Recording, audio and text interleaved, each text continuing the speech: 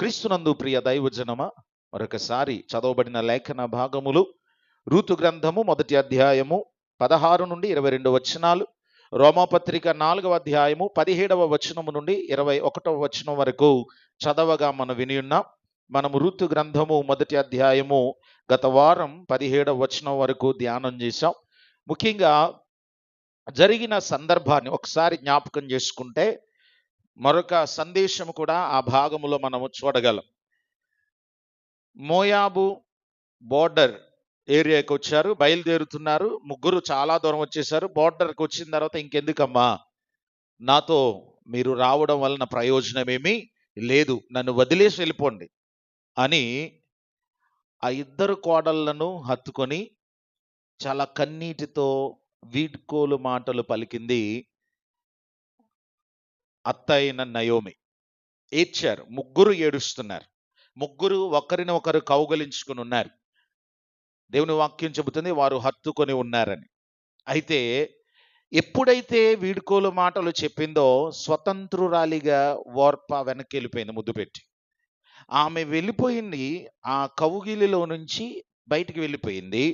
కానీ రూతమ్మ మాత్రం అత్తను అలాగే హత్తుకొని ఉందట, వదలట్లేదు, వెక్కి వెక్కి ఏడుస్తుంది. అమ్మా, నీ తోటి కోడలు వెళ్ళిపోయింది, చక్కగా నువ్వు కూడా వెళ్ళిపోతే నీకు కూడా మంచి భవిష్యత్తు ఉంటుంది, నా దగ్గర ఏ భవిష్యత్తు కూడా లేదమ్మా అని అంటే ఏడ్చుకుంటూ అమ్మను కౌగిలించుకొని అత్తను కౌగిలించుకొని చెబుతున్న మాట, అత్తమ్మా నా వెంబడి రావద్దని అనకు, నీ ఇంటికి మరలా తిరిగి వెళ్ళిపోమని అనకు, అస్సలు ఆ మాట అనొద్దు. బహుశా నేను అనుకుంటాను నయోమి కోడల్ని బలవంతంగా వదిలించుకోవాలని ప్రయత్నం చేస్తూ ఉండొచ్చు. అత్తేమో వదిలించుకోవడానికి ప్రయత్నం చేస్తుంటే రూతు గట్టిగా పట్టుకుంది, వదిలించుకుని వెళ్ళిపో అమ్మా అని అంటుంది. కానీ రూతమ్మ ఆమెను గట్టిగా హత్తుకొని ముద్దు పెట్టుకొని ఆమె ఏడుస్తూ చెబుతున్న మాట, నీ జనమే నా జనం, నీ దేవుడే నా దేవుడు, నీవు మృతి పొందు చోటనే నేను కూడా మృతి పొందుతాను, మరణము తప్ప మరి ఏది కూడా నిన్ను నన్ను వేరుపరచిన ఎడల యెహోవా నాకు ఎంత కీడైనా చేయునుగాక. ఏడ్చుకుంటూ భారమైన మనసుతో నిండైన ప్రేమతో చెప్తున్న ఆ మాటకి నయోమి ఫిక్స్ అయిపోయిందంట, ఈమెకు నన్ను వదిలి వెళ్ళటం ఇష్టం లేదు, నాతోనే ఉండిపోవడానికి నిశ్చయించుకుంది అని ఇంకెప్పుడు కూడా తనని తొందర పెట్టలేదు. అక్కడ చాలా మంచి అద్భుతమైన సందేశం ఉంది. ప్రభు చిత్తమైతే మరొకసారి చూద్దాం. అయితే వెంటనే ఇద్దరు బయలుదేరారు. మోయాబు సరిహద్దు దాటి వాగ్దాన దేశంలో ప్రవేశించి బెత్లెహేముకి ఎంటర్ అయిన వెంటనే నయోమి పరిచయం ఉన్న వ్యక్తులు, ఎందుకంటే 10 సంవత్సరాలుగా నయోమి బ్రతుకుందో లేదో తెలియదు, తిరిగి వస్తుందో లేదో తెలియదు, అక్కడ ఏం జరిగిందో తెలియదు. ఎలీమెలకు కుటుంబమునకు నయోమికి కుమారులకు ఏం జరిగిందో ఆమె చెబితేనే తప్ప ఏ సంగతి వారికి తెలియదు. గనుక నయోమి వెంబడి ఒక స్త్రీ వస్తుంది. మొత్తం మీద మొట్టమొదట నయోమిని గుర్తుపట్టి అందరూ గబగబా వస్తూ చూడండి 19వ వచనం, వారు బెత్లెహేమునకు వచ్చినప్పుడు ఆ ఊరి వారందరూ వారి ఎదుకు గుంపు కూడి వచ్చి ఈమె నయోమి గదా అని అనుకొనుచుండగా, అంటే అందరూ గ్యాదర్ అయిపోయారు. అంటే నయోమి స్థితిగతులను ఇక్కడి నుంచి ఎలా వెళ్ళిందనంటే తన ధనము, తన ఆస్తి, తన పొలము అన్ని అమ్ముకొని చాలా వైభవంగా చాలా పెద్ద లగేజ్తో మోయాబులో స్థిరపడిపోయి నేను గొప్ప ఆశీర్వాదంతో ఉంటానక్కడ, మీరు ఎక్కడే ఉండండి, ఖచ్చితంగా ఒక 10 మందికన్నా చెప్పుంటుంది కదా వెళ్తున్నట్టు. సో చాలా మందికి చెప్పింది, చాలా వైభవంగా వెళ్ళింది. ఇప్పుడు భర్త కనబట్టలేదు, కుమారులు కనబట్టలేదు, 3 బారిన స్థితిలో ఒంటరిగా వచ్చింది. నయోమి అనగా మధురము అని పేరు, సో వచ్చిన తర్వాత నీవు నయోమివే కదా, ఈమె నయోమి కదా అని ఒకరొకరు గుసగుసలు ఆడేవారు కొంతమంది, ఆమెనే అడిగి కన్ఫర్మ్ చేస్తున్న వారు కొంతమంది. అప్పుడు నయోమి అంటుంది, చూడండి ఒక్కసారి 20వ వచనంలో, ఆమె సర్వశక్తుడు నాకు చాలా దుఃఖము కలుగజేసెను ఆ గనుక ఆ నన్ను నయోమి అనక ఆ మారా అనుడి. ఆ నేను సమృద్ధి గల దానినై వెళ్ళి తిని ఆ యెహోవా నన్ను రిక్తురాలినిగా తిరిగి రాజేసెను. ఆ మీరు నన్ను నయోమి అని పిలువనేలా? ఆ యెహోవా నా మీద విరుద్ధముగా సాక్ష్యము పలికెను, ఆ సర్వశక్తుడు నన్ను బాధపరిచెను ఆ అని వారితో చెప్పెను. చూడండి, నయోమి ఊరి వారితో అంటుంది, నేరమంతా ఎవరి మీదకి వేసేస్తుంది?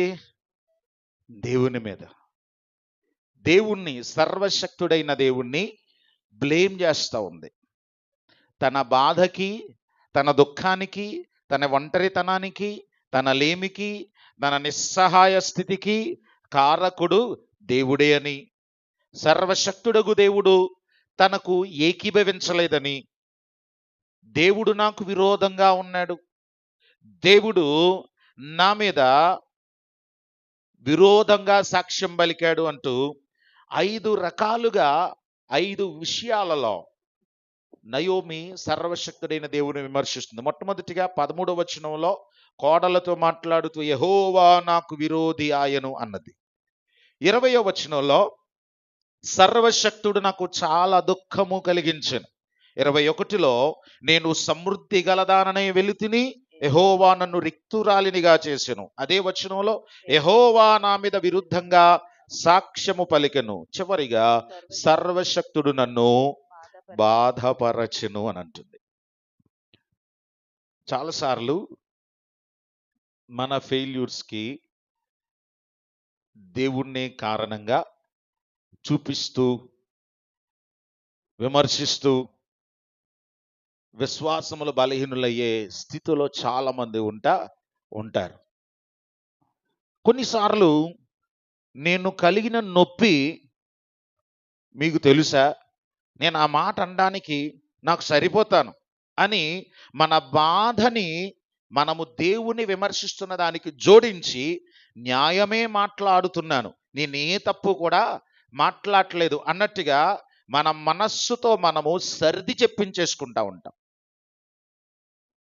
కానీ వాక్యము క్లియర్గా చెబుతుంది. ఈరోజు సందేశం ఏంటనంటే, సర్వశక్తుడగు దేవుడు అన్యాయం చేస్తాడా?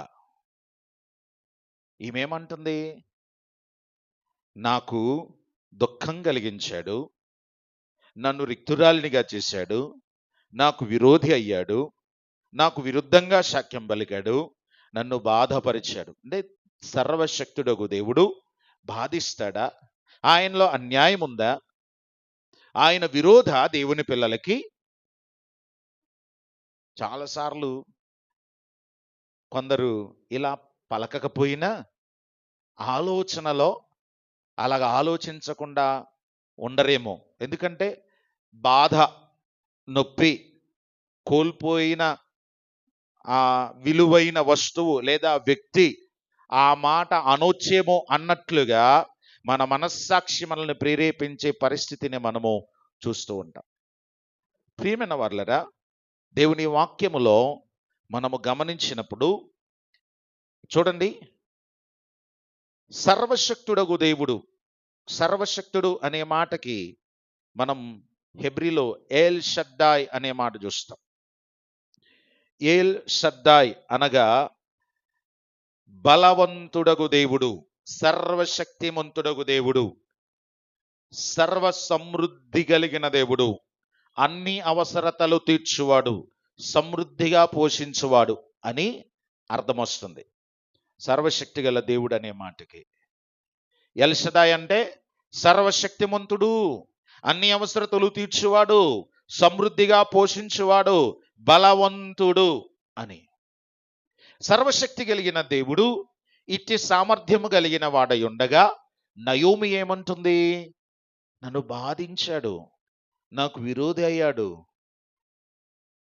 నా బాధకి కారకుడయ్యాడు, నన్ను దుఃఖపరిచాడు, నన్ను రిక్తురాలినిగా చేశాడని అంట. దేవుని వాక్యాన్ని మనం పరిశీలిస్తే ఈరోజు స్నేహితుల దినోత్సవం. ఇక్కడ ఇద్దరు వ్యక్తులను మనం కంపారిజన్ చేసుకుంటూ ఈ సందేశాన్ని మనము ధ్యానం చేయబోతున్నాం. పరిశుద్ధ గ్రంథంలో అత్యంత ప్రాముఖ్యంగా దేవుడు పితరులకు సర్వశక్తుడను పేరుతో ఎక్కువగా తనను తాను ప్రత్యక్షపరుచుకున్నారు. యెహోవా అనే పేరు ఎప్పుడు బయలుపరచబడింది అనంటే, మోషే సీనాయి కొండ మీద మండుచున్న పొదలో దేవుని ప్రత్యక్షత పొందుకున్న తర్వాత, నన్ను పంపినవాడు ఎవరు అని అడిగితే నేనేం చెప్పాలి అని అన్నప్పుడు, నా పేరు ఉన్నవాడు అని చెప్పు. ఉన్నవాడు అనే మాట యెహోవా.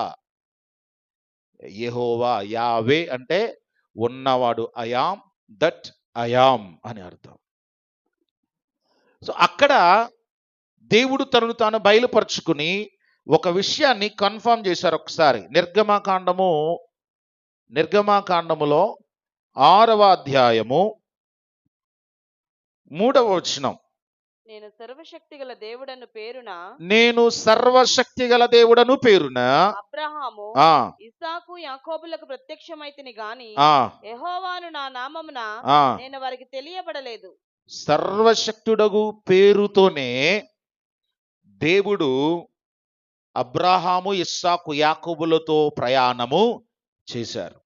మోషే దగ్గరే యావే, యెహోవా అనేటటువంటి పేరును దేవుడు తనకున్న పేరుని బయలుపరుచుకున్నాడు. ప్రియులరా, సర్వశక్తి కలిగిన దేవుడు మన జీవితంలో తోడై ఉంటే, సర్వశక్తి కలిగిన దేవుని వెంబడిస్తే ఆయన మనల్ని ఏ స్థాయికి తీసుకువెళ్ళాలని ఆశ తెలుసా? యాకోబు పత్రిక 2వ అధ్యాయము 23వ వచనం. యాకోబు పత్రిక 2వ అధ్యాయము 23వ వచనం. యాకోబు 2:23. కాబట్టి ఆ అబ్రహాము దేవుని నమ్మెను, ఆ అది అతనికి నీతిగా ఎంచబడెను, లేఖనము నెరవేర్చబడెను, ఆ మరియు దేవుని స్నేహితుడని ఆ అతనికి పేరు కలిగెను. ఎవరి స్నేహితుడు? దేవుని స్నేహితుడు. ఎవరు? అబ్రాహాము. దేవుడు పలుకుతున్నాడు, అబ్రాహాము నా స్నేహితుడు అని. అబ్రాహాము నా స్నేహితుడని దేవుడు పలకటం చాలా ఉత్తమమైనది. ఇప్పుడు అబ్రాహాము దేవుడు నా స్నేహితుడు అనడంలో పెద్ద విశేషం ఉండదు. ఎందుకంటే మనము కూడా నా దేవుడే స్నేహితుడని పలుకుతాం, మనతో ఈక్వల్ అయినప్పుడు. కానీ దేవుని నోట నీ పేరు ఉచ్చరించబడుతుంది చూడు, దేవుడు నీ కొరకు సాక్ష్యం ఇస్తాడు చూడు, దేవుడు నీ పేరుతో ఇదిగో పలాని కుమార్తె నా స్నేహితురాలు, పలానా కుమారుడు నా స్నేహితుడు అని నీ పేరుతో మెన్షన్ చేసినప్పుడు అక్కడ నీ ప్రత్యేకత కనబడుద్ది. అబ్రాహాముతో దేవుడు అంటున్నాడు, సంఘముతో మాట్లాడుతున్నాడు. యాకోబు పత్రికలో దైవజనుడు, సంఘ పెద్ద, అపోస్తలుడైన యాకోబు గారి ద్వారా దేవుడు తెలియజేస్తూ ఉన్నాడు, అబ్రాహాముకు నేను స్నేహితుణ్ణి, అబ్రాహాము నాకు ఏకైక స్నేహితుడు. నా స్నేహితుడుంటే అబ్రాహామే. స్నేహంలో మొట్టమొదట నమ్మకం కదా. నమ్మకం లేకుండా స్నేహం ఉండదు. స్నేహం అంటేనే నమ్మకం. స్నేహానికి పరిశుద్ధ గ్రంథం ఎంత శ్రేష్టమైన స్థానం ఇచ్చింది అని అంటే, యోహాను సువార్త 15వ అధ్యాయములో యేసు ప్రభువారు తన శిష్యులను పిలిచి, మిమ్ములను నేను దాసులు అని పిలవక స్నేహితులు అని పిలవడానికి ఇష్టపడతాను. ఎందుకనంటే సోదర భావము కంటే కూడా మించింది స్నేహభావం. స్నేహముతో రక్త సంబంధానికి పని ఉండదు, రంగుకి పని ఉండదు, ప్రాంతంతో పని ఉండదు, కేవలం ఒకటే నమ్మకత్వం. సో అబ్రాహాము దేవుని మధ్య కూడా కుదిరింది ఏంటనంటే 2:23 అబ్రాహాము దేవుని నమ్మెను. అది అతనికి నీతిగా ఫెయిత్ఫుల్నెస్, బిలీఫ్, ఆ రెండు కూడా అక్కడ వర్తిస్తాయి. వ్యక్తిగతంగా నమ్మకత్వం, విశ్వాసిగా విశ్వాసం. అబ్రాహాము కనపరిచిన తీరు. అందుకే అబ్రాహాము దేవునితో ప్రయాణం ప్రారంభించినప్పుడు 75వ ఏట విశ్వాసము నమ్మకం మొదలైంది. 25 సంవత్సరాల వరకు, ముఖ్యంగా 24 సంవత్సరాల వరకు కూడా దేవుడు వాగ్దానము చేసిన వాగ్దాన నెరవేర్పులో ఏమీ మార్పు లేనప్పుడు, ఏమి నెరవేర్పబడలేనప్పుడు, తన జీవితంలో మరి ముఖ్యంగా సారమ్మ బలము ఉడిగినదై ఉన్నప్పుడు అబ్రాహాము కొరకు చూడండి 17వ వచనం, రోమాపత్రిక 4వ అధ్యాయము 17వ వచనం చెబుతుంది. తాను విశ్వసించిన దేవుని ఎదుట ఆ అనగా ఆ మృతులను సజీవులుగా చేయవాడును, ఆ లేని వాటిని ఉన్నట్టుగానే పిలిచివాడునైనా ఆ దేవుని ఎదుట చూడండి, అతడు మన తన దేవుడు, తాను నమ్మిన దేవుడు, సర్వశక్తి కలిగిన దేవుడు ఎట్టివాడని అబ్రాహాము గుర్తించి మౌనంగా ఉన్నాడనంటే, నా దేవుడు నమ్మదగినవాడు. ఎంత నమ్మదగినవాడు అంటే, లేని వాటిని ఆయన ఉన్నట్టుగా పిలిస్తే అక్కడ ఖచ్చితంగా అది వస్తుంది. బెర్షిత్ బారా ఎలోహిం అనే వర్డ్ మీద ఒకసారి సందేశం విన్నా. ఏమీ లేని శూన్యములో, నిరాకారములో, నిర్గుణంగా, అంధకారములో, అస్తవ్యస్తంగా ఉన్న పరిస్థితుల మధ్య వాక్కుతో పలికాడు ఆయన, వెలుగు కలుగునుగాక. ఏమైంది? అబ్రాహాము అది నమ్మాడు. అబ్రాహాము నా దేవుడు లేని దానిని ఉన్నట్టుగా పిలుచువాడు. ఇప్పుడు నా భార్య అయిన శారమ్మ గాని నేను గాని పిల్లలని కన సామర్థ్యం లేకపోవచ్చేమో, కానీ ఆయన పిలిస్తే కలుగుతుంది. అంతే. అక్కడ నమ్మకం, అంతకు మించి శోధన ఏమి పెట్టలా. దేవుణ్ణి ప్రయాణం చేసుకుంటూ వచ్చాడు.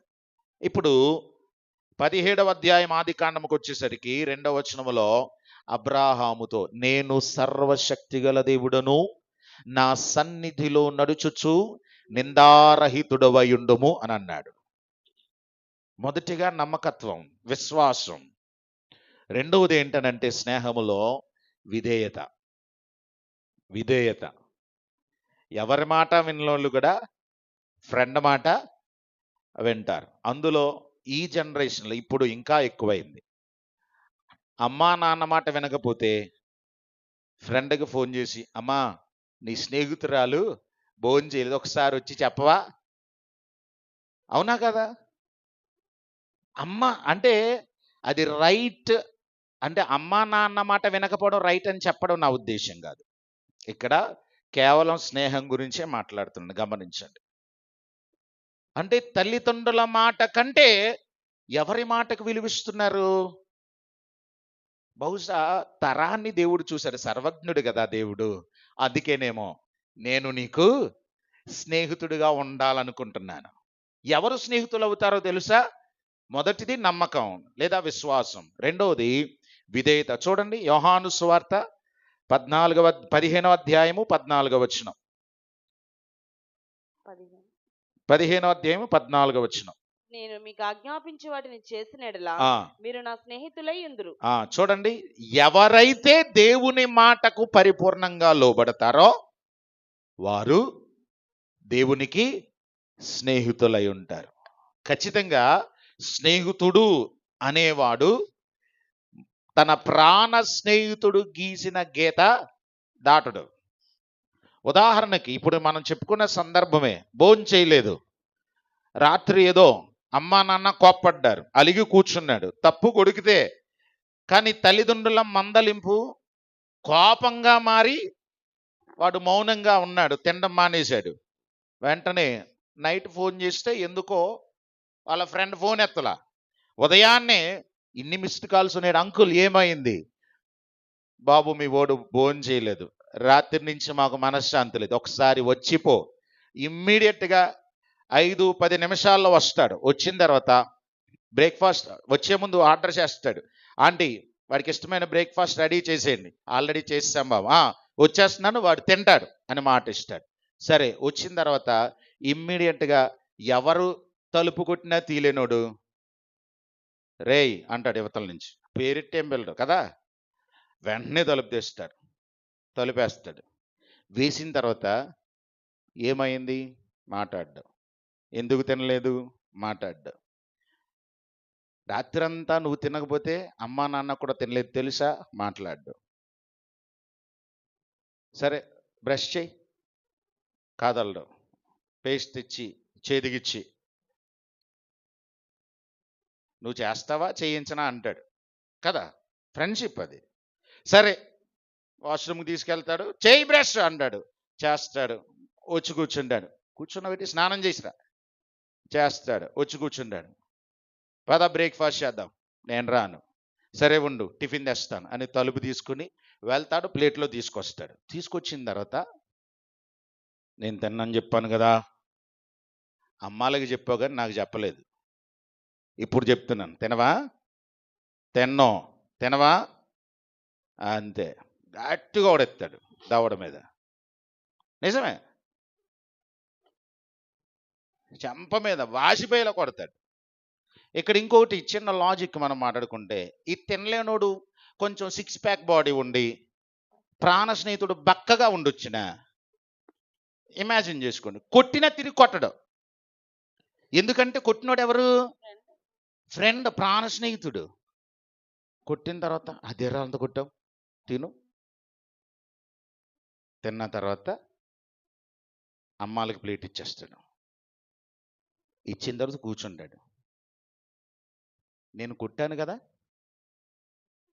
కనీసం నన్ను తిరిగి కొట్టావరా, నువ్వు కొడితే నేను చచ్చిపోతాను, నన్ను ఒక్కసారైనా కొట్టావా, సీరియస్ అయ్యావా, నేను ఎవ్వనరా అసలు.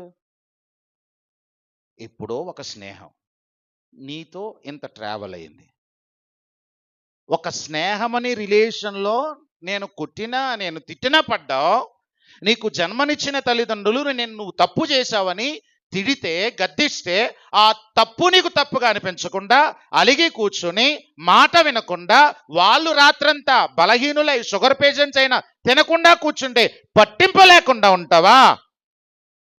ముక్కు మొహం తెలియని నేను కొడితే తిరగబడలేదు, జన్మనిచ్చిన తల్లిదండ్రులు మాట అంటే కూర్చుని వాళ్ళని బాధ పెట్టావు, ఏది న్యాయంరా?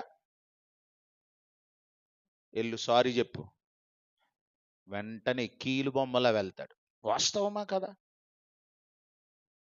బహుశా భవిష్యత్తును ఎరిగిన దేవుడు అందుకేనేమో స్నేహితుడుగా ఉంటే అమ్మ మాట కంటే, నాన్న మాట కంటే, భాగస్వామి మాట కంటే, పిల్లల మాట కంటే స్నేహితుని మాట బలముగా పనిచేస్తుందని ప్రేమ కలిగిన దేవుడు నీతో నాతో స్నేహం చేయాలని ఆశిస్తూ ఆయన ఏమంటున్నాడనంటే, నా మాట వింటే, నేను ఆజ్ఞాపించిన ఆజ్ఞల చొప్పున నడుచుకుంటే నా స్నేహితుడివి. అంటే విశ్వాసం ఒకటే చాలదు, దేవునితో స్నేహమును చేయడం అలవాటు చేసుకోవాలి. అబ్రాహాము దేవుని మధ్య స్నేహములో ఇంకొక అద్భుతమైన విషయం ఏంటో చెప్పనా? నయ్యము దగ్గరకు వస్తాను, కంగారు పడొద్దు. మూడో విషయం ఏంటో తెలుసా? స్నేహంలో నో సీక్రెట్స్ కదా. అమ్మ దగ్గర ఉండొచ్చు సీక్రెట్, నాన్న దగ్గర ఉండొచ్చు, భార్య దగ్గర ఉండొచ్చు, భర్త దగ్గర ఉండొచ్చు, కానీ ఎక్కడ ఉండదు సీక్రెట్? అస్సలు ఉన్నది. ఎంతమంది మొఖాలు వెలిగిపోతున్నాయి పాస్టర్ గారి స్నేహం గురించి చెప్తున్నారు. నిజం, ప్రతి సీక్రెట్ వాళ్ళ దగ్గర ఉంటుంది. దేవుడు కూడా చూడండి ఒకసారి 25వ కీర్తనలో 14వ వచనం చదవండి. యెహోవా మర్మము ఆయన యందు భయభక్తులు గల వారికి తెలిసి ఉన్నది, ఆయన తన నిబంధనను వారికి తెలియజేయును. దేవుడు ఆయన సీక్రెట్ ఎవరైతే దేవుని యందు భయభక్తులు కలిగి ఉంటారో, ఎవరైతే విధేయత చూపుతారో, ఆయన మాట చొప్పున చేయడానికి ఎవరైతే సంసిద్ధంగా ఉంటారో సీక్రెట్ రివీల్ చేస్తుంటాడంట. అందరికీ తెలియదు. క్రీస్తు రాకడ సంబంధమైన సూచన ఎవరికో సూచన గాని నీకు మాత్రం డైరెక్ట్ గా దేవుడు రివీల్ చేస్తాడు. ఆయన వచ్చే దినము, ఆయన రాకడ దినము నిశ్చయంగా నీకు మెలకువనిస్తాడు. ఖచ్చితంగా ఆ మర్మమును ఎరిగి దేవుని రాకడ కొరకు ఎత్తబడడానికి కావలసిన సిద్ధపాటు నీకు ఇస్తాడు, నువ్వు దేవునితో అంత స్నేహం చేస్తే. అబ్రాహాముతో కూడా ఆదికాండం 18వ అధ్యాయములో మమ్రే దగ్గరనున్న సింధూర వనములో అబ్రాహాము ఎండవేళల ప్రత్యక్షమైన దేవునికి త్రిత్వమైన వానిగా ప్రత్యక్షమైనప్పుడు విందు ఇచ్చిన తర్వాత బయలుదేరి వెళ్ళిపోతున్నారు. వెళ్ళిపోతున్నప్పుడు నేను చేయబోవున్నది అబ్రాహామునకు తెలియకుండా నేను దాస్తానా? ఎందుకంటే అతడు నా స్నేహితుడు. అంతే. సొదొమ గొమొర్రా గురించి కూర్చున్నాడు, మాట్లాడుతున్నాడు. ఎంత చక్కగా ఇద్దరు డిస్కస్ చేసుకుంటున్నారనంటే, ఇద్దరు స్నేహితులు కూడా, ప్రభువా, సొదొమ గొమొర్రాలో 50 మంది ఉంటే నేను రక్షిస్తాను, 45 మంది ఉంటే నేను రక్షిస్తాను. ఇదిగో ధూళియు బూడిదనైన నేను నీతో మాటలాడ తెగించుచున్నాను. 30 మంది ఉంటే, 20 మంది ఉంటే, 15 మంది ఉంటే, 10 మంది ఉంటే. దేవునికి చాలా జాగ్రత్తగా గమనించండి. ఒక నిజమైన స్నేహితుల కన్వర్జేషన్ ఎంత పర్ఫెక్ట్గా ఉంటుందో. సాగదీత వ్యవహారం కదా వాస్తవానికి. 50 అవసరంలా. ఆయన అడగాల్సింది ఏంటంటే 10 మంది ఉంటే, ఆ 10 మంది ఎవరనంటే లోతు కుటుంబం కొరకు రిక్వెస్ట్ అది, అంతే. క్లియర్గా మనకు తెలుసు. డైరెక్ట్గా 10 మంది అనలా. మాట్లాడుతున్నాడు. హృదయ రహస్యాలు ఎరిగిన దేవుడు ఆ మాటని గ్రహించే కూర్చున్నాడు మాటలు. ఎందుకనంటే మీ ఇద్దరు ఏం మాట్లాడుకో, మన చర్చిలో కూడా ఉంటారు స్నేహితురాళ్ళు ముఖ్యంగా. ఇంకా కలిశారనంటే మాట్లాడుతూనే ఉంటారు. మీకు విషయం తెలుసా? ఇలాగే ఉంటాయి బుర్రలో, ఇక్కడి నుంచి వెళ్ళిపోతుంటాయి మాటలు. బోల్డ్ అంత కాన్వర్జేషన్, చిన్న గ్యాప్ కూడా రానివ్వరు. సో ఏముంటాయమ్మంటే, నిన్న కలిశారు, మొన్న కలిశారు, ఉదయం కలిశారు, మళ్ళీ సాయంత్రం యూత్ మీటింగ్లో కలిశారు. చిన్న గ్యాప్ ఇచ్చాను అనుకోండి, ఆ గ్యాప్లో మళ్ళీ ఏదో మాట్లాడుకుంటారు. అంటే స్నేహితుల బాంధవ్యంలో ముచ్చట్లనేవి ఉంటాయి. దేవునితో నువ్వు స్నేహం చేస్తే నీతో ఆయనతో కూడా నీవు మాట్లాడే అనుబంధాన్ని, అంత సమయాన్ని ఇస్తాడు దేవుడు. నువ్వు ఎంతసేపు ఓపిక కలిగి ఉంటే అంతసేపు నీతోనే టైం స్పెండ్ చేసేంత అద్భుతమైన స్నేహితుడు. ఇంత స్నేహ అనుభవం కలిగినటువంటి అబ్రాహాము జీవితంలో 24 సంవత్సరాల పాటు దేవుడు మాట్లాడడం వెళ్ళడమే తప్ప వాగ్దానానికి నెరవేర్పు కనబడకపోయేసరికి ఏమైనా బలహీనమైన మాటలు పలికాడా? చెప్పండి. ఏమనలా. అన్యాయం చేశాడని అన్నాడా? నన్ను బాధపరిచావని అన్నాడా? నాకెవరు వాగ్దానం చేయమన్నారు అని దేవుని వాగ్దానాన్ని ఏమైనా ఎత్తిపట్టాడు? ఏమీ లేదు. మౌనంగా దేవునితో ట్రావెల్ చేసుకుంటూ వెళ్ళిపోయాడు. దేవునికి కావాల్సింది అదే. ఇక్కడ అబ్రాహాము గుర్తించుకున్న విషయం ఏంటనంటే, నా దేవుడు నాతో స్నేహం చేస్తున్నప్పటికీ, ఇందాక పాట పాడాం కదా, ముత్యాల బాటల్లో నడిచే నీవెక్కడా, బ్రతుకంతా ముళ్ళల్లో గడిపే నేనెక్కడా. అంటే నేను మట్టివాడును, నేను ధూళిని, నేను దుమ్మిని, నీతో మాట్లాడడానికి సామర్థ్యము కూడా లేనటువంటి బలహీనుడను.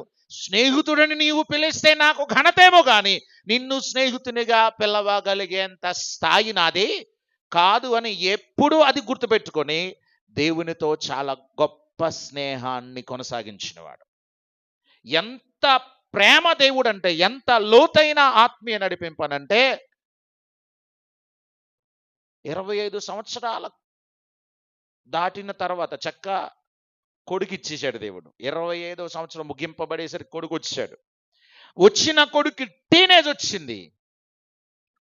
ఆ ఏజ్లో నీకు ఇష్టమైన, నీకొక్కగానొక్క కొడుకైనా నీవు ప్రేమించే, బహుశా ఒకసారి ఆ 22 అధ్యాయం మీరు ఒక్కసారి ఆ వచనాలు చదివితే నేనేమనుకున్నానంటే, స్నేహితుడు కదా, దేవుడు కావాలనే ఏమంటున్నాడంటే, ఈ మధ్య నాతో మాట్లాడడానికి నీకు ఎక్కడ తీరుకుంది, మా అస్తమాను ఇస్సాకు అంటూ తిరుగుతున్నా కదా, నీకు ఇస్సాకంటేనే ఇష్టం, నేనంటే పెద్ద ఇష్టమేముంది, నీకు ఇస్సాకంటేనే ప్రేమ, నేనంటే పెద్ద ప్రేమ ఏముంది, నీకు ఇస్సాకే గొప్ప అనేదో మాట్లాడుతున్నట్టుగా ఉంది. గమనించండి, నీవు ప్రేమించే, నీకిష్టమైన, నీ ఒక్కగానొక్క కుమారుడైన, ఎంత గొప్పగా మాట్లాడుతున్నాడు. వెంటనే ఆ మాట అన్న తర్వాత నాకు బలి ఇచ్చేయి అన్నాడు. అబ్రాహాము దేవుని స్నేహితుడు గనక హెబ్రీ పత్రిక చెబుతుంది ఆత్మీయ అర్థంలో 100కి 100% ఇస్సాకును అబ్రాహాం ఏం చేశాడు? మోరియా పర్వతం మీద బలి ఇచ్చాడు. దేవునితో స్నేహం అంత గొప్పది. సర్వశక్తుడైన దేవుడు మోరియా పర్వతం మీద బలి ఇవ్వమని ఇస్సాకును అడగటంలో అబ్రాహాము వెంటనే నీవు ఎంత అన్యాయస్తుడివి, నీలో అసలు న్యాయం కొంతైనా లేదు, నీలో ఏమాత్రము ప్రేమ లేదు, అసలు పేగుబంధం ఏంటో తెలుసా? ముసలితనములో కొడుకు పుట్టడం అంటే, అందులో ప్రియమైన భార్యకి కొడుకు పుట్టినప్పుడు ఆ కొడుకును తల్లిని వేరుపరచడం అనే ఆ భయంకరమైన సిచ్యువేషన్ ఏంటో తెలుసా అని ప్రాణ స్నేహితుడైన దేవుణ్ణి ఒక్క మాటైనా, అది స్నేహం అంటే. కోరుకోవడంలో ఎంత అన్యాయం ఉందో తెలుసా? దీర్ఘకాలము నా కోసం ఉంటాడనుకున్న కుమారుణ్ణి మధ్యలో నేను అడిగేయడం ఏమన్నా బాగుందా అని ఏ ప్రశ్న కూడా, ఎందుకంటే స్నేహితుడు కాబట్టి. ఏమిటి అనంటే విధేయత, విశ్వాసం. ఆయనకి తెలిసిన మాట ఏంటో తెలుసా? చూడండి ఒకసారి యోబు గ్రంథం 34వ అధ్యాయం.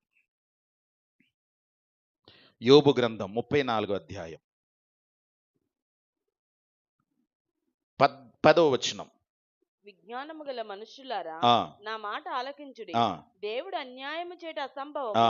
సర్వశక్తుడు దుష్కార్యము చేట అసంభవము. ఎంత క్లియర్ స్టేట్మెంట్. అబ్రాహాముకు తెలిసి మాట, నేను నమ్మిన, నేను విధేయత చూపిన, నేను ప్రయాణం చేస్తున్నా, నేను స్నేహం చేస్తున్నా నా సృష్టికర్త, నా దేవుడు, నా స్నేహితుడైన వానిలో ఏమి లేదు, అన్యాయం లేదు, దుష్టత్వం లేదు, దుష్కార్యం లేదు, చెడుతనము లేదు, మాట తప్పడు. ఆయన సర్వ న్యాయాధిపతి. ఆయనను విమర్శించేంత జ్ఞానము కలిగిన వాడను నేను కాదు అని చాలా గొప్పగా అబ్రాహాము నమ్మాడు. అందుకే దేవునితో దీర్ఘ ప్రయాణములో దేవుడు ఏదైతే మాట ఇచ్చాడో 12వ అధ్యాయములో, నీ మూలంగా భూమి మీద సమస్త వంశములు కూడా ఆశీర్వదించబడునన్న మాటకి అక్షరార్థంగా స్థిరపరిచాడు. ఇప్పుడు ఒకసారి నయోము దగ్గరికి వద్దాం. అబ్రాహాము అంత సుదీర్ఘమైన ప్రయాణములో 25 సంవత్సరాలలో 24 సంవత్సరాలలో దేవుణ్ణి అన్యాయస్తుడని గాని, లేదా కొడుకునిచ్చిన తర్వాత మరలా కుమార్ని బలి అడిగినప్పుడు గాని ఏ మాట అనలేదు. గాని నయోమి, ఎలీమెలకు ఇద్దరు కూడా భర్త ముందు తప్పు నిర్ణయం తీసుకుంటే భార్య దానిని స్థిరపరిచి, మనం చూస్తాం 2వ సందేశంలో, పిల్లలకి అక్కడే వివాహములు చేసి దేవుని నీడలో ఉండవలసిన తరాన్ని, దేవునికి ఆశీర్వాదకరంగా దేవుని మీద ఆధారపడవలసిన కుమారులను మోయాబునకు స్వాస్యముగా అప్పగించేసి అన్యాయంగా ప్రవర్తించింది నయోమి. దేవుని చిత్తానికి విరుద్ధంగా ప్రవర్తించింది నయోమి. దేవుని ఆజ్ఞను మీరింది నయోమి.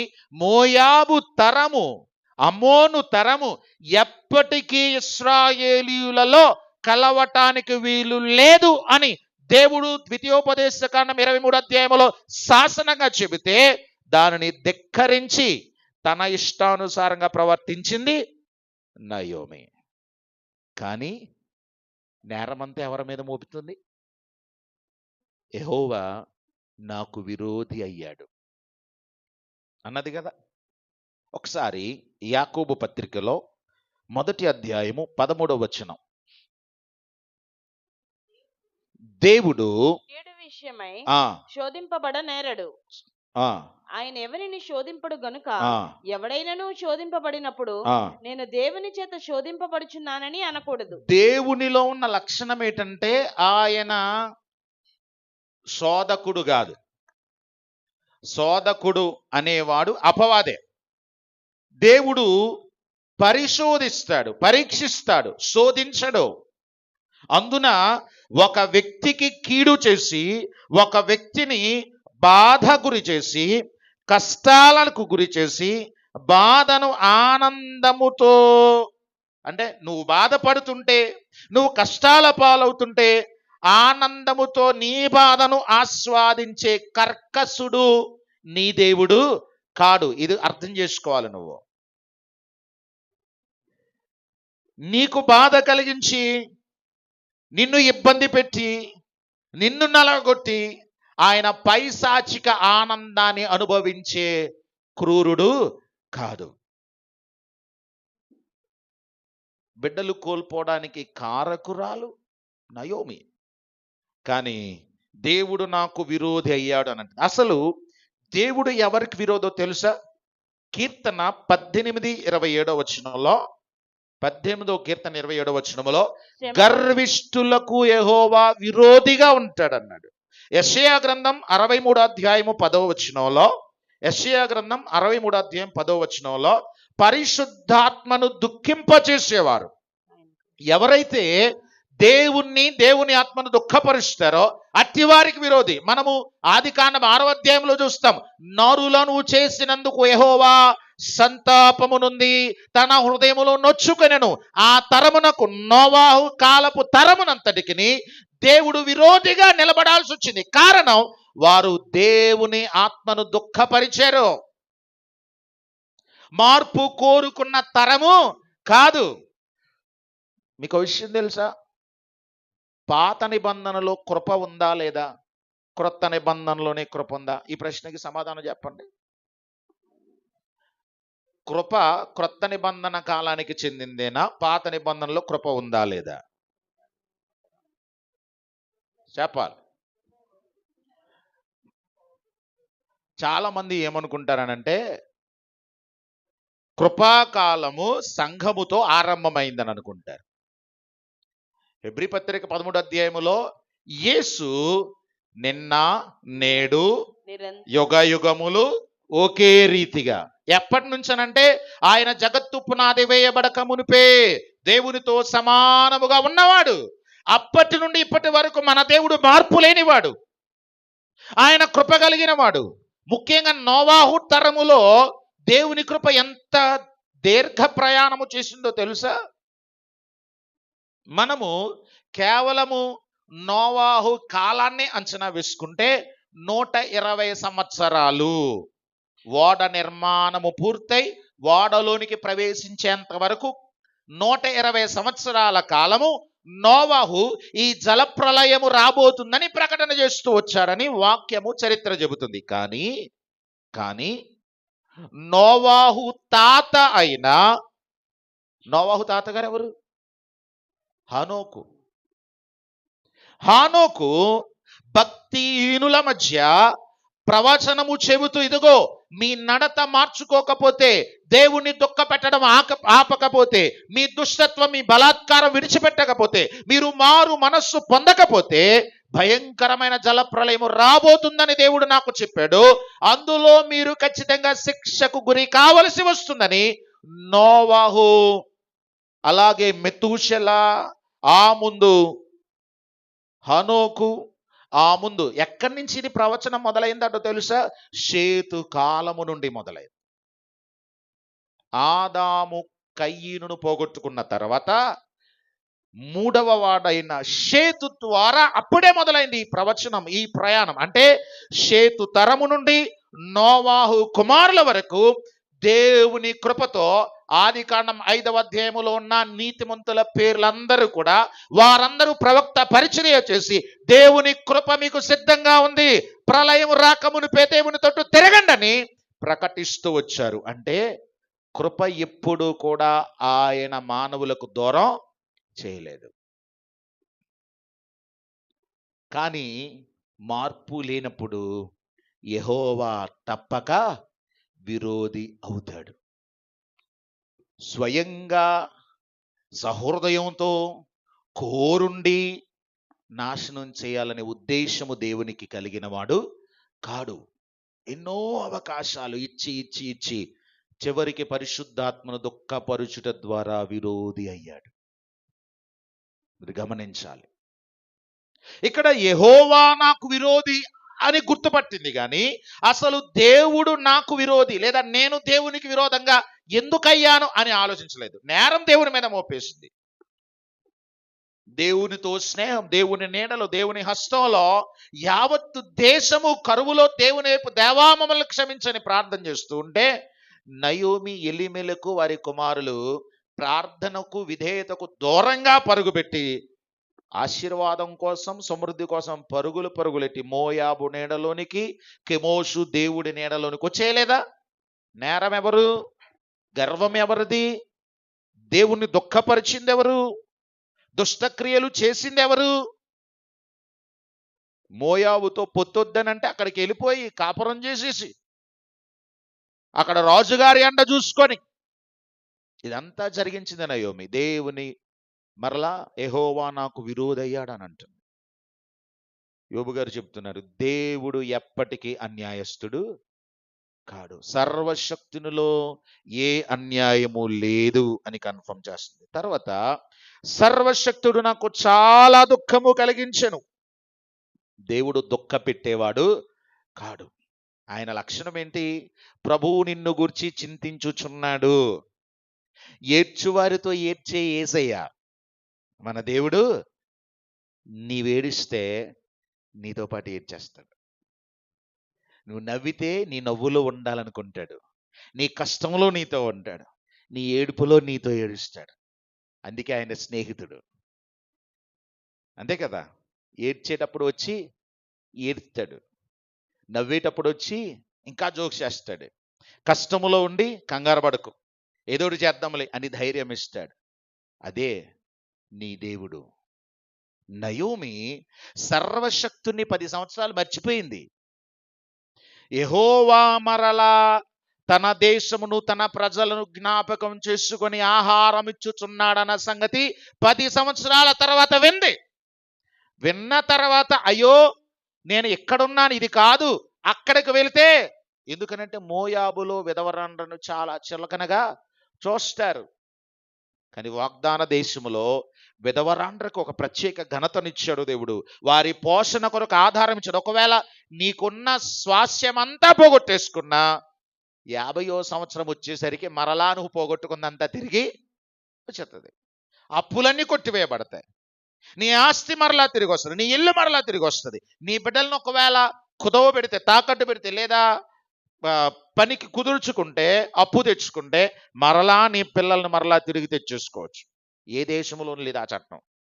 ఇశ్రాయేలు దేశంలో ప్రతి 50 సంవత్సరాలు సునాద సంవత్సరం, విమోచన సంవత్సరం. ఇప్పుడు మనం అందులోనే ఉన్నాం. ఇన్ని ఆధిక్యతలు దేవుని పిల్లల కొరకు దేవుడు ఉంచితే నయోమి దేవునికి విరోధంగా వెళ్ళిపోయి దేవుడు నాకు విరోధయ్యాడంటుంది. యెహోవా సర్వశక్తుడు నాకు దుఃఖము కలిగించెను అని అంటుంది. ఎంత భయంకరమైన మాట కదా. తర్వాత దేవుని వాక్యంలో చూస్తే, నేను సమృద్ధి గలదాననై వెళ్ళి తిని యెహోవా నన్ను రిక్తురాలినిగా చేసెను. యెహోవా నా మీద విరుద్ధంగా సాక్ష్యము పలికెను. సర్వశక్తుడు నన్ను బాధపరచును అని అంటుంది. కానీ సర్వశక్తుని యొక్క అద్భుతమైన లక్షణం ఏంటో తెలుసా? ఈమె ఎంతగా మాట్లాడినా కోపగించకుండా మౌనంగా సహించడం వెనుక దేవుని ఆలోచన ఏంటో చూడండి ఒకసారి. 31వ అధ్యాయం యోబు గ్రంథం. యోబు గ్రంథము 31వ అధ్యాయం 35వ వచనం. నా మనవి వినుటకై నాకు ఒకడు ఉండవలని నేను ఎంతో కోరుచున్నాను. ఇదిగో నా చేవ్రాలు గురుతు, ఇదిగో నా ప్రతివాది వ్రాసిన ఫిర్యాదు, సర్వశక్తుడు నాకు ఉత్తరమిచ్చునుగాక. సర్వశక్తుడైన వాడు ఏం చేస్తాడు? ఉత్తరం ఇచ్చేవాడు, జవాబు దయచేవాడు, న్యాయబద్ధమైన పరిష్కారం ఆయన చేయగలడు. 35వ అధ్యాయము 13వ వచనం. నిశ్చయముగా దేవుడు నిరర్ధకమైన మాటలు చెవిని పెట్టడు, సర్వశక్తుడు వాటిని లక్ష్య పెట్టడు. దేవుని కొరకు విరుద్ధంగా మాట్లాడినా గాని నయోమి మాట్లాడిన మాటలకు నెగిటివ్ గా దేవుడు స్పందించకపోవడానికి గల కారణం ఏంటో తెలుసా? నిరర్ధకమైన మాటలు. ఇప్పుడు కూడా నీ గుండెల్లో ఉన్న మంట కొద్దీ, బాధ కొద్దీ, నువ్వు ఎదుర్కొంటున్న పరిస్థితుల కొద్దీ ఎన్నిసార్లు దేవుని విషయంలో అనాలోచనగా మాట్లాడేసినా కన్నెర్ర చేయకుండా, కఠినుడిగా ప్రవర్తించకుండా కృపతో నిన్ను భరించడం వెనక ఉద్దేశం ఏంటో తెలుసా? ఆ మాటలలో ఉన్న నువ్వు నొప్పి ఆయన అర్థం చేసుకుంటాడు. ఆయన చేతకాని వాడు కాదు. ఆయన కన్నెర్ర చేస్తే ధూళిగా, బూడిదగా, మంటికి మన్నుగా, భూమికి భూమిగా అప్పగించబడవలసి వస్తుందని ఆయన కొన్ని మాటలు చెవిని పెట్టడట. కానీ మనం ఆయన ప్రేమని, ఆయన జాలిని, ఆయన మనకిస్తున్న అవకాశాలని మనం ఏం చేస్తామనంటే దేవుని చేతకానితనంగా అర్థం చేసుకుంటా ఉంటాం. ఎంత అన్యాయమో కదా. సర్వశక్తుడగు దేవుడు ప్రార్థన వినేవాడు, ఉత్తరం ఇచ్చేవాడు, సహాయము చేసేవాడు.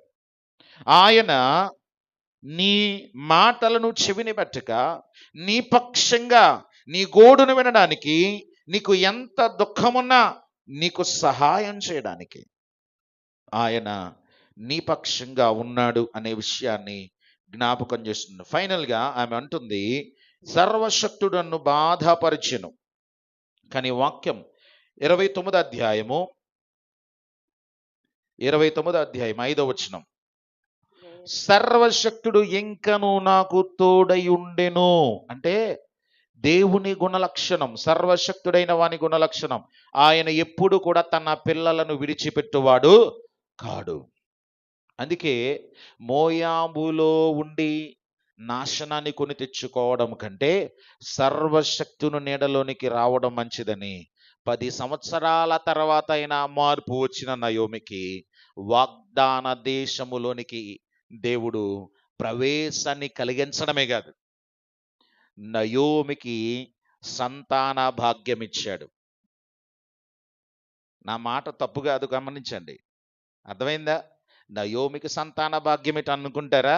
రూతు గ్రంథం 4వ అధ్యాయం చదవండి. చివరి అధ్యాయములో నయోమి నీకొక కుమారుడు వచ్చాడు అని అంటున్నారు. రూతు కనిన కుమారుని చూసి నయోమి నీ బాధను మర్చిపోయేటట్లుగా దేవుడు నీకొక అద్భుతమైన వారసునిచ్చాడు అని అంటున్నారు.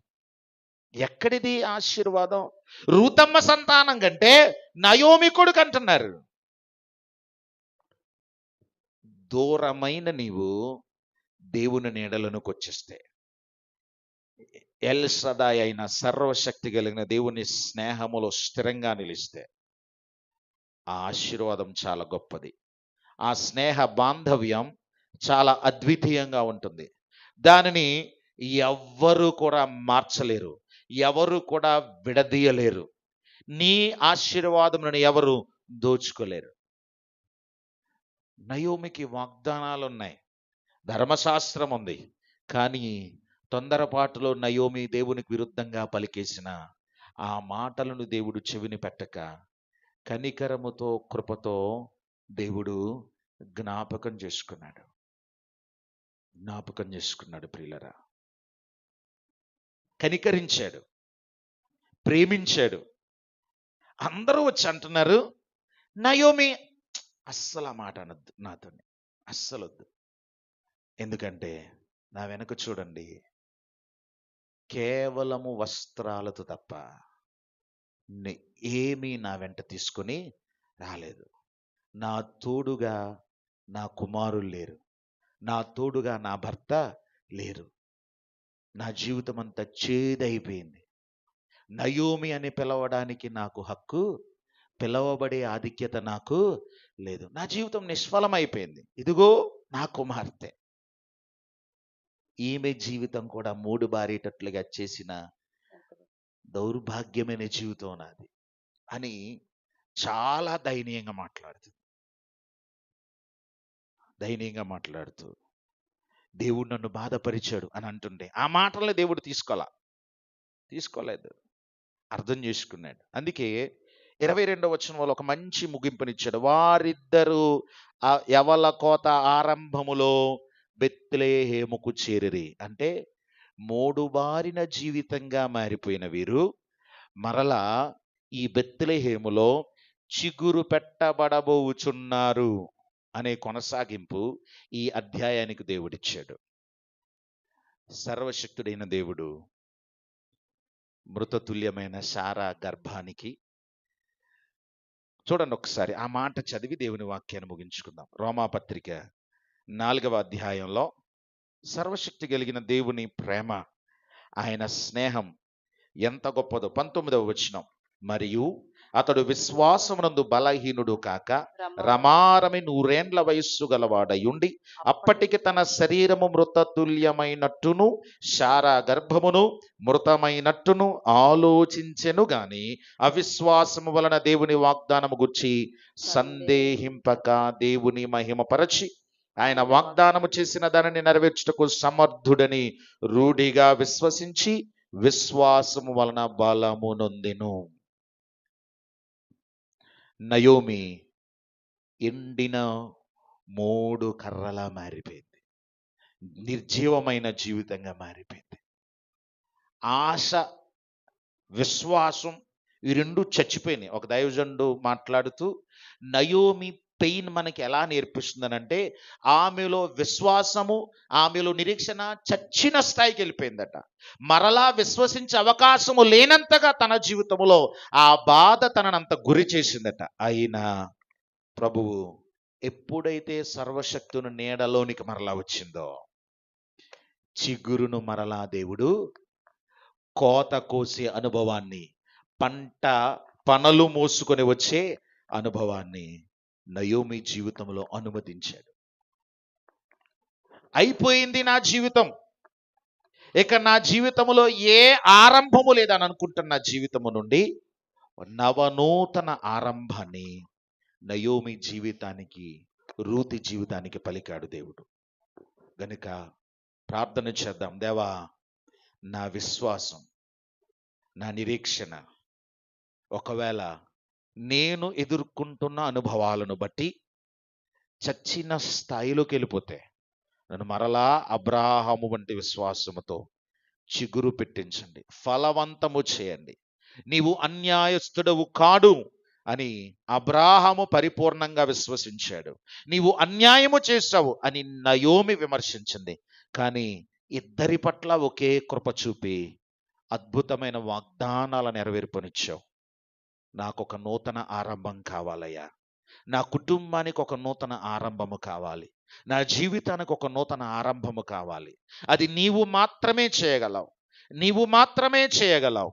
నయోమికిచ్చిన ఆరంభం, రూతుకిచ్చిన ఆరంభం, పనలు మోసుకునే ఆరంభం నాకు కావాలి అని అడిగితే ప్రభువు నీకు ఇవ్వడానికి ఇష్టపడుతున్నాడు.